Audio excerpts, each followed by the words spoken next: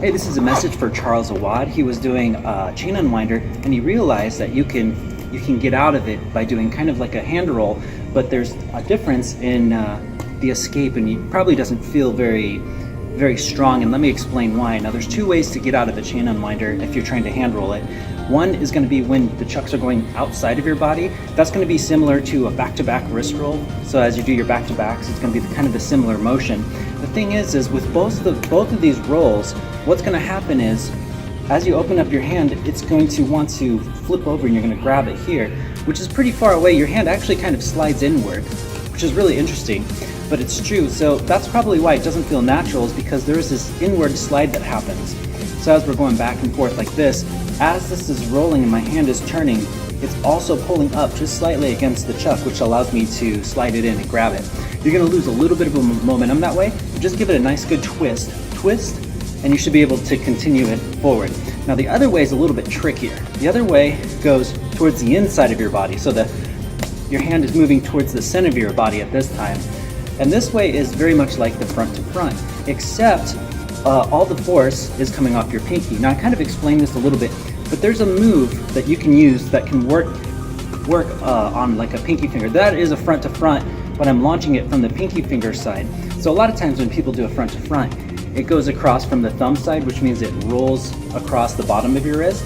But if you take it across the pinky finger, then the chuck is going to roll here and you're going to grab it down below. And the problem is you're past the center of balance, so it's going to start to isolate, it's going to start to feel a little bit wonky. So this is a really tricky move. And the trick to getting that move to work is that you overshoot your hand, you overshoot your hand, and it's kind of teetering, so you really want to shoot it as far as possible to let it go. It's kind of the same thing with the chain unwinder as well.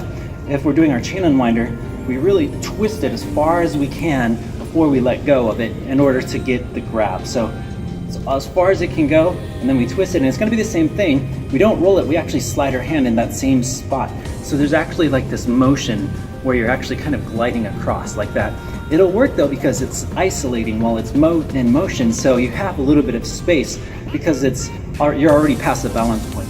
So I hope this helps. So you can practice both ways. Again, one way is to the outside like that, and then the other way, a little bit trickier, is towards the inside. Kind of overshoot it and grab it.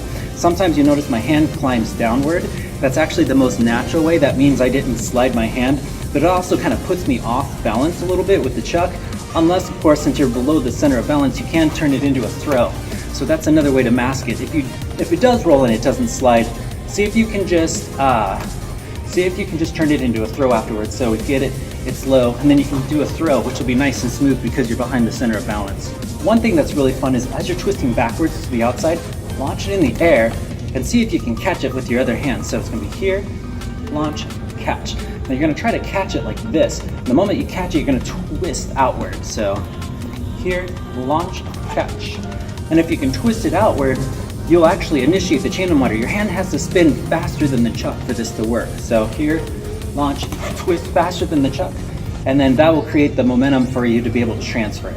It's really about getting a nice strong force from the resistance. I'm sorry, it's not really a pinch, it's more like just the force from the rope against the thumb, and that will give you a nice throw. And then if you can catch it, hand spins a little bit faster. I'm not as good on this side, but you should be able to just take it back and forth.